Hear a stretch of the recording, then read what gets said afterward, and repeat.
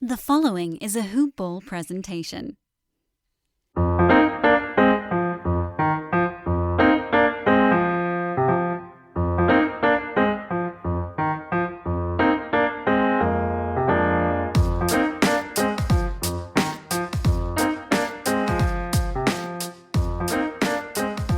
Baller! Welcome back to another episode of Stay in Sports Betting. I'm your host, Ira Silver. It is Monday afternoon, 1:30 on the Eastern Seaboard, and we have a great show for you today. Before we jump in and say hello to my cohorts, I want to remind everybody this podcast is brought to you by Manscaped.com. They have the new and improved Lawnmower 3.0 with their water-resistant technology. It is fantastic. I love mine. So should you. Go over to Manscaped.com, type in the promo code HoopBall20, that's HOOPBALL20 at Manscaped.com. Get 20% off and free shipping. Devin, as always, I have you on the line. And John, what's up, man? How are you? Doing well. How about you guys? We're doing Thanks for good. having me on. John, give the listeners a little background about you and maybe your last name as well, and introduce you to the new cast here. Well, I'm John Ryan, and I founded John Ryan Sports 26 years ago while working on Wall Street as a chief currency strategist. And a fellow partner said, why don't you apply your tools that you use to trade to sports? And I looked at him like he was nuts. And lo and behold, we found patterns that exist in sports just like they do in the marketplace. And it's been a lot of fun ever since. Awesome. Well, I'm looking forward to hearing a little bit more about that. And as always, we have Devin with me as well. Devin, what's up, man? How are you today? Doing really well. Super stoked for today's episode. We got some really good things to unpack and a wonderful new guest. And I'm looking forward to the insight. I think we're going to get some really good analysis from Mr. Ryan here. Yeah, well, I had a pretty good Sunday. Hit that teaser. And now we're 2 for 2 weeks in a row. Since I've been giving out those teasers, we had a big sweat there in a couple games we got there. I actually took that teaser a few times, so it was a nice little payday. Had a pretty big day NFL-wise as well. I did go 3-2 in the Super Contest. Started off the day 3-0, and then the Bears let me down and the Raiders let me down. So I went 3-2, not too bad. Still 2 games over 500 in the contest. So hopefully we'll get a little 5-0 run a couple weeks in a row and head up the leaderboard. Let's kick it off today with talking about the NFL Monday night action. We have the Camless New England Patriots going into Arrowhead, taking on the Kansas City Chiefs. The Chiefs are an 11-point favorite in this one. Over-under is 49. John, I'll throw this one out to you first. How do you think that this game is going to be impacted with Cam not being on the field, not knowing really too much about the quarterback in New England? And do you see any value in this line? And if so, let us know where. It's a very tough game to handicap at this point. The one thing I did put together over the weekend was taking a look at Andy Reid and Bill Belichick and seeing how they do with extended rest, meaning more than 7 days. And both of them are outstanding with the extra days of rest, especially coming off bye weeks. But if I factor out the bye weeks, it's still remarkable. And Belichick actually, as a dog, has been a bet that the professionals have loved since he started coaching the Patriots in 2000 or 1999. So the one thing I did see that Reid has coached 366 games. He's won 63% of them. He would have won more if he wouldn't have been the head coach of the Eagles, quite frankly. But that came up to a career record of 219 wins. And his against the spread record is 191, 155, 55%. If you just blindly bet Andy Reid, you would have done extraordinarily well. Now, Andy Reid in a specific situation for tonight, he's 10-0 straight up and against the spread, covering these games by an average of 7.2 points when having more than 7 days of rest and favored by 5.5 to 10 points in home games since 2000. And the under is 6-2 and 2 pushes. So that's a really good situation, in my opinion. Turnovers in these games has been monumentally in favor of the team he's coaching. His defenses have forced 2.5 turnovers a game versus his offense only giving up 0.8 turnovers a game. Quickly here with Bill Belichick, literally, whether you like the guy or not, it's hard to find a trend that works against him for a long period of time. And that's the case with this too. He's won 302 games out of 439, obviously in the Hall of Fame. And what I did with him is I took him as an underdog and then sorted it by month. So in the month of October, he's gone in his career. There's been 83 games, 55-26 with 2 pushes against the spread for 68% winners. Again, just blindly taking him as an underdog. And then the straight up record is 65-18. So nearly as good as the ATS record. It's better than the ATS record. But the fact that the ATS record is so close to the straight up record is remarkable in its own right. Yeah, this is going to be a tough one just because Cam's not playing. So not a lot of offensive snaps for the backup with this Patriots starting lineup here. Speaking of overs and unders as well, you made a good point about how these games with Andy Reid have been going under the total in a majority of them. But 2020 is a different season. Not too many fans, if at all, if any.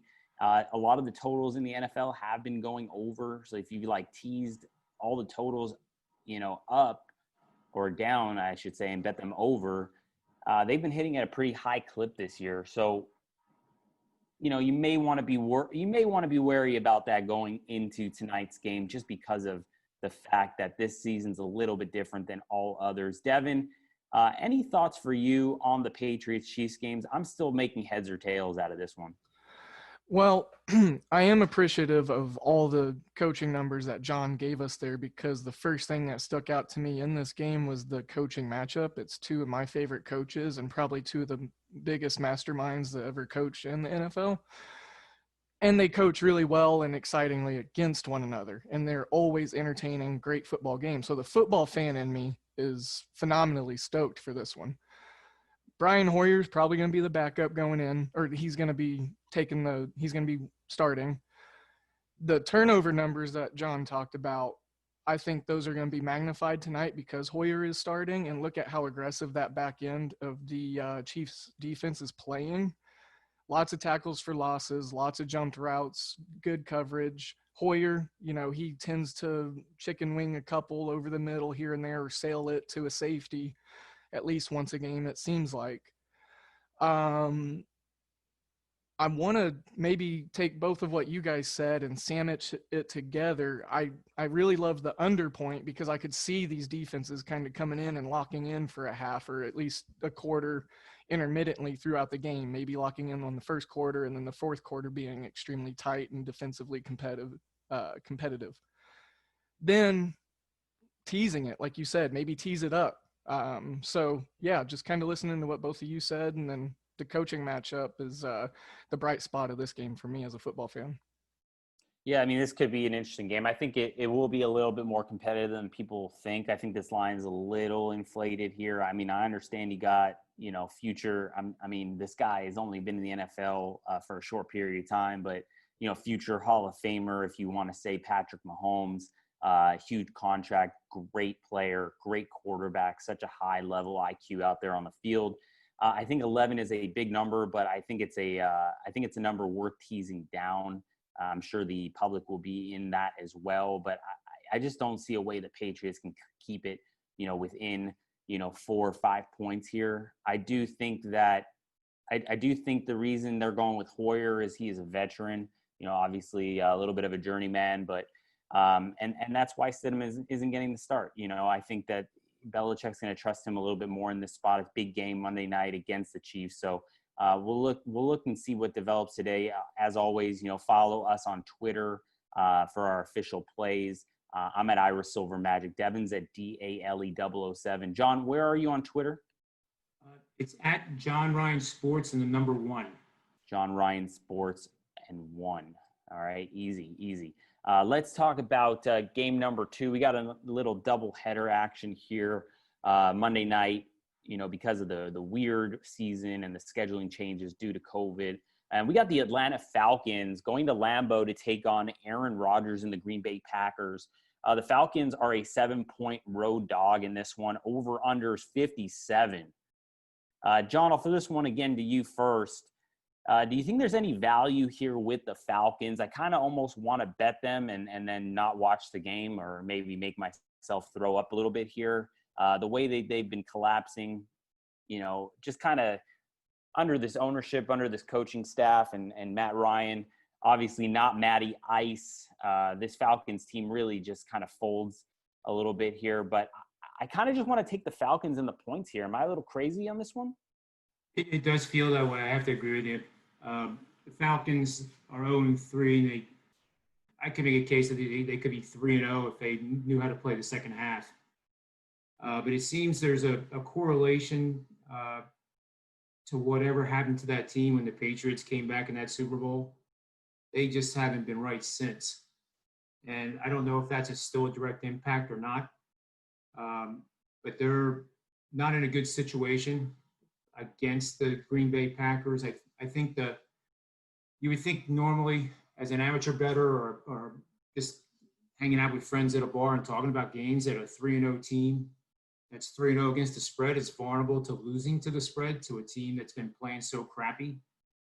But if you look at the Falcons for 3 quarters and you look at their 3-quarter stats and take out the 4th quarter, they're one of the top offensive teams in the league.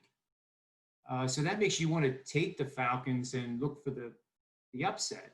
I think the line's kind of funny too. Like, why isn't Green Bay favored by 10? They're favored. I think I have them at 6 right now, 6.5. And to me, that seems low. So then I look at that line. I want to bet the Packers. So that's where these polarizing thought processes. My mathematics and the models can help me stay sane when trying to figure out who the right pick is. I can tell you that the Falcons are in a really bad team trend where teams that are playing on the road and are coming off a game in which they had at least a 14-point lead and lost at home. And as I said, they're now on the road, are 1-9 against the spread since 2010. So that plays big time into Green Bay. And looking at Green Bay, Aaron Rodgers, they're either 1, 2, or 3 in all the major metrics for the offenses in the NFL. So it's hard for me to go against that, especially at Lambeau. But again, I always circle back in my head, like, why is it only 6 points? It just seems like it's a trap. The betting flows are overwhelmingly, the public is on Green Bay. So with those consensus and money flows, you want to be staying on the book side. So then that would be to have the courage, as you said, Ira, to go and bet the Falcons and live with the consequences. And you're probably right. I don't think I'd be able to watch the game if I was on the Falcons. Yeah, it's a tough one for me. I just think that I'm with you. When the book needs a certain team, I like to be on that side. I'd like to fade the public. You know what I mean? So this 7 line is definitely a little bit fishy. It's come down. I've seen it fluctuate between 7 and 6 throughout the week. But right now it's at mybookie.ag. Also go over there, sign up with the promo code HOOPBALL. That's HOOPBALL. And you'll get 100% match on your first deposit. Great lines here, but I see Falcons plus the 7, minus 115 right now, plus 255 to win the game. I know that the trends have been pointing in the wrong direction when it comes when a team has a 14-point leading against the spread the next week. Not so great, but you got to take into consideration, I would think, the Packers are going to be without Devontae Adams tonight. They're going to be without Allen Lazard tonight as well. Falcons look like they're going to be a full go here. They've been playing out of their minds on offense. I think that they do have the firepower to stay with the Packers here And I think 7's just a little bit big of a number here. And that's why I'm just going to lean Falcons, and I'll probably end up playing it. Devin, I want to throw your thoughts. I know we've said a lot to unpack there, but obviously we want to hear what you have to say about this game as well. Sure. So you've touched on the receiver injury aspects for both teams, and that's a little bit of where I was going to go because, as you know, Ira, I talk about injuries a lot. It's I think it's important to keep in mind of what could affect certain markets, and it's easy to overlook even questionable or probable tags on a pass rusher. Like Dante Fowler Jr., he's probable. So he's going to probably be able to get in there and create a little bit of pressure, maybe, that, Atlanta hasn't been able to have over the last couple of weeks. Like you said, full go on their 3 main guys of Ridley, Gage, and Jones, so that's pretty big. And I'm curious to see, we're still doing this kind of early in the day. I'm curious to see if the books are going to update by a half point or a point or something, especially with Devonta Adams being out as well, and Lazard. But we knew Lazard coming in. Adams had a decent shot, but as you see, he's not going to be in there. So to piggyback off of both of you gentlemen and talk a little bit about the Atlanta getting the points, I think we talk about it all the time. It ebbs and it flows. And, we talk about how's the teeter-totter eventually going to come back down. And 3-0 against the spread. Atlanta's got to do something eventually, right? It's just one of those things where I think all three of us know sports. We see sports. We have a little bit of data behind it. But overall, we're pretty smart, 3 gentlemen, about the eye test and our knowledge within the games that we cover because we love it so much. This is one of those eye tests where it's going to be hard to go against the grain, or I guess it's going to be harder to go with the grain this time around, the Packers being the grain. But, going against the grain's fun. Yeah, and maybe with these 2 NFL games, I'm just throwing it out there. I don't know if I'm going to play it, but maybe maybe play a 7-point tease or tease down the Chiefs to 4, tease the over to over 42, and then play the Falcons plus 14, and maybe over the total as well in that game. Over 50. So that could be an interesting angle there. I've been pretty successful with the teasers, but it's kind of how I felt. I found a lot of success this year in kind of changing my betting with the NFL because, the NFL lines are so tight. There's a lot going on and they're just so tight. So, usually it's going to fall right around that number. But that's kind of where my strategy shifted just a little bit this year with the NFL, even though NFL have had pretty decent success over the last couple of years. I think I'm hitting at about 59%, something like that. But very good. Yeah, not too bad. So, but yeah, the teaser's been good to me. So maybe that's something to look at as well. Let's move on to a little baseball action. We got some playoff baseball today, and we got the Houston Astros and Lance McCullers against Bassett and the Athletics. Athletics minus 125 right now, over under 8.5, shaded to the under minus 115. Devin, I'll start with you here. I know you're our baseball guy. Am I crazy to think that this line is a little weird right here? Because you look on one hand and you're like, the Astros were really good last year. And on the other hand, you're saying to yourself, well, they cheated, right? And their batting averages have been down, but they've been playing some pretty good baseball as of late. But the Athletics are a very, very solid team here. They've really dominated, I believe, fact check me, Devin, here, but I think they've been dominating Houston this year as well. Oakland to me seems like the play, and you're only laying $125 right now with them. I just don't see the Astros here. Can you help me out? Probably not, because I see the Astros. Lance McCullers, he kind of gave some lifeblood to them to, definitely lock in their playoff spot coming into this postseason. Chris Bassett can be shaky with the first 5 innings, so if Houston gets out early, I think they have a better bullpen position because they've been using Framber Valdez with his sub-1 whip coming in those mid-innings. So it looks like he's not going to be part of their starter rotation, even though he was all year, but he's going to come in and power pitch.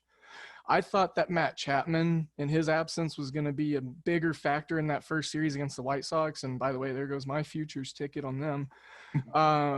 2 of them. So I think, and I said it last series, but I think this is where the bolt starts to get a little loose on the wagon wheel. And, yeah, but Devin, Bassett's pitched very well recently, right, including a recent victory against the Astros in a 6-0 defeat where he pitched 7 innings, gave up 7 hits, no runs, 4 strikeouts. His other 4 starts after that, he's given up a total of 2 earned runs, and he's gone at least 6 innings in those games and had at least 5 strikeouts in all of them. He's been pretty locked in to end the season. How are you telling me that this Houston team is going to be able to hit him today? I just don't see it. First things first, see who was in or out of that lineup against them in that start, because the Astros were dealing with tons of big bats being in and out and defensive members of their key defensive rotation. And that's the regular season. We're talking about postseason, so it's all different. I lost a lot of bets in that first week of the playoff baseball, taking a lot of my vantage points of the regular season. So I've thrown pretty much all that out the window. And for me, it's a conviction and value, and I'm convicted that I like Houston in this spot, and I think they got the best value being the underdog. It's already dropped. It's down to plus 110. I think it opened plus 1.25. So I don't know. I'm not convinced here. I'm pulling up the box score from that game as we speak. Bassett pitched. Hold on. Bassett pitched 7 innings, 7 hits, no runs, 4 strikeouts, 89 pitches. He was going up against the Houston Astros lineup with Springer, Reddick, Brantley, Gurriel, Correa, Diaz, Tucker, Toro, and Garnu as the catcher. So yeah, no Altuve. Am I missing anyone there? And then did you say Bregman? Bregman was not in the lineup as well. There you go. He's a great postseason hitter. I think he could be the X factor, honestly. All right, John, any thoughts for you on this game? Well, I like the A's, with all due respect to Devin being on the White Sox there, but or the Astros, I'm sorry. I think that the points that you both bring up are very valid, and I think the big difference is that Bassett has a .44 ERA, .871 WHIP over his last 3, and in those games, the run support has been huge. So 5, 3, and 6 runs each by the A's offense. In the Astros game, McCullers has an ERA of 0, and he's 0-1. So what does that tell you? That tells you that the offense was absent, and they've scored 1, 1, and 0 runs in each of his last 3. Kind of like DeGrom. Oh yeah, or the whole entire Mets starting pitching staff for the last 5 years. But it's that's the difference between the two teams, in my opinion, is that Bassett has been pitching good. To your point, Ira. Houston was 29-31, if I remember right, in the regular season. So they kind of squeezed in there, and they've gotten through the first round, so they have some momentum. And we all remember them as being contenders for the World Series until the Nationals, pulled off pretty much a miracle. But I really like how Bassett's pitching right now, and that could change, as Devin said. He's been very shaky in the first half of the season, at least in those first 5 innings. If he gets through the first 3, he's going to be good for 6 or more. Yeah, I agree with you. I'm taking the A's today. I've already bet it, so that's already locked in. I have no choice. And I think the line too. You mentioned that it seems low, right? The games are being played at Dodger Stadium. This is where the rounds. You guys already know this, but for our listeners, the rounds now go to a bubble type situation, a Major League Baseball version of it. So if I'm right, I think all 5 games, if they're needed, are played at Dodger Stadium. So that would take away a significant home field advantage on the line. So I think that's why it might appear a little low. Yeah, I mean, that's fine. I'm not too worried about that. But anyways, I digress. Let's move on to the next game, and that is the New York Yankees and Garrett Cole taking on Blake Snell and the Rays. Yankees minus 155, over under 7, shaded the over minus 115. Tampa Bay on the comeback is plus 130. I'll throw this one to you first, John. Any thoughts here with the Yankees and the Rays? Yeah, this is my debut on your show, so hopefully this will be a good pick. I give out 5, 7, and 10 star plays. So if you bet $100 per star, you would put 700 on this game, and it's on the Rays. The first part, beyond the machine learning part of it that identified the play, is I provide betting systems. Believe it or not, I have over 3,500 of them that have all done well over time, anywhere from 5, 10, up to 30 years.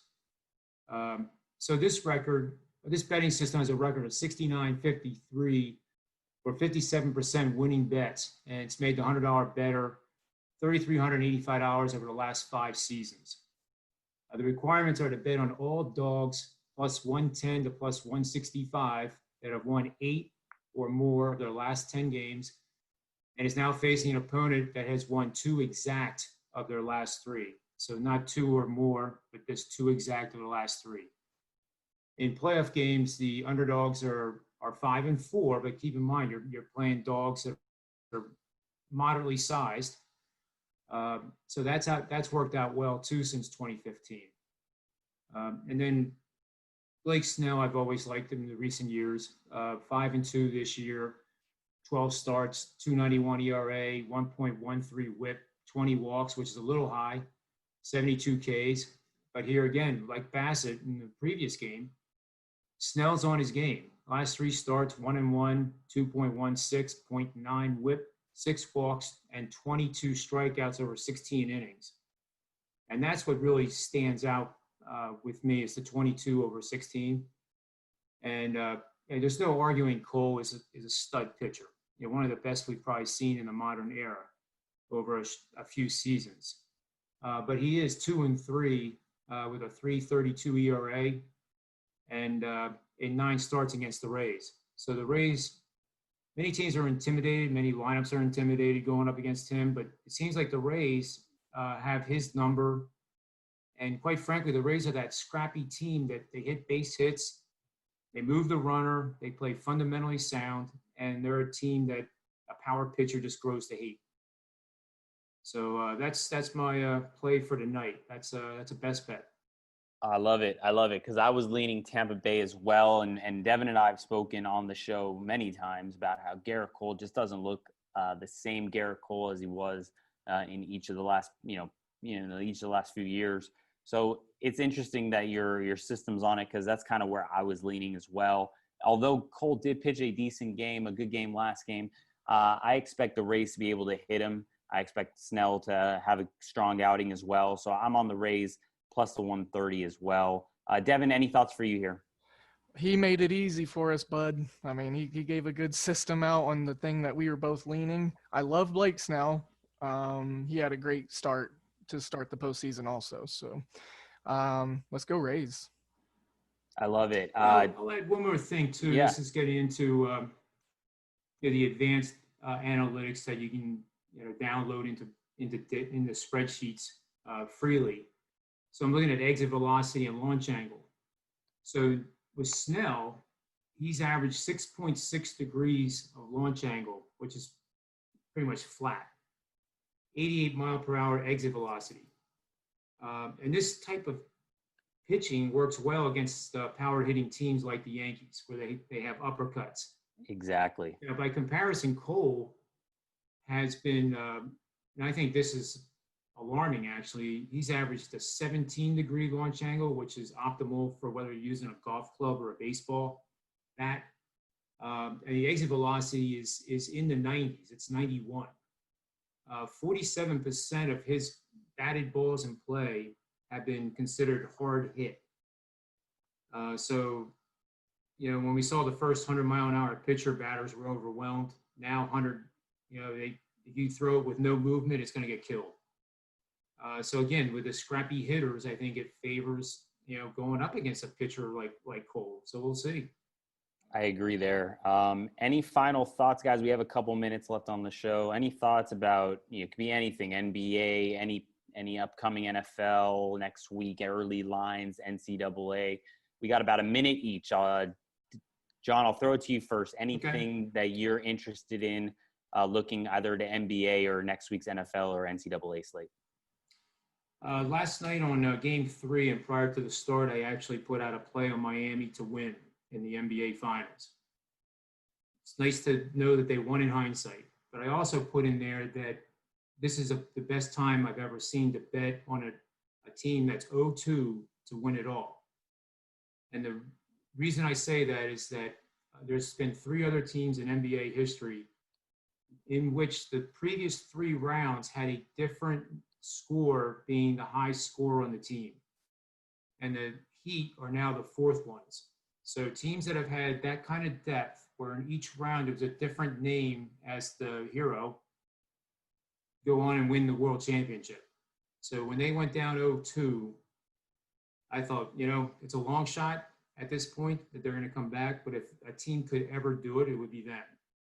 And I don't know if you saw the game last night, but Butler was walking off the court, and you could read his lips. They're in trouble. They're in trouble. So let's see. And they're a great coach team. They play very good team ball. Love Jimmy Butler, always have. Devin, I'll throw this one to you. We got about a minute left. Yep. Anything for you looking forward? Yeah, so this weekend's the Red River Shootout or Red River Rivalry, whatever the term is now, I don't know. And since I'm living back in my home state of Oklahoma, I'm gotta place a wager on it. Being an Oklahoma State fan, this is going to benefit us either way if we take care of business. I like the over because if you look at these teams' defenses early on, they're pretty much Swiss cheese and garbage. So I think the secondaries are going to get exposed. Sam Ehlinger, Rattler, there's probably going to be 8 to 10 touchdowns responsible for between those two guys. I'm locking in the over 70. It's probably going to be a 35-30 game. And, Red River Shootout. If you got nothing to do on noon on Saturday, check it out.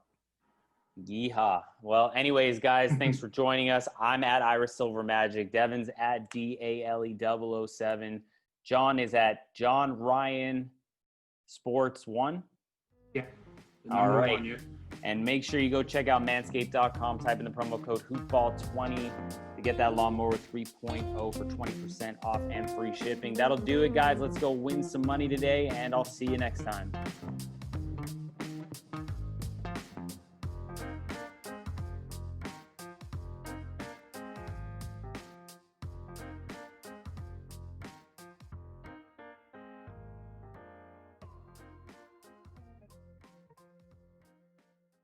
This has been a Hoop Ball presentation.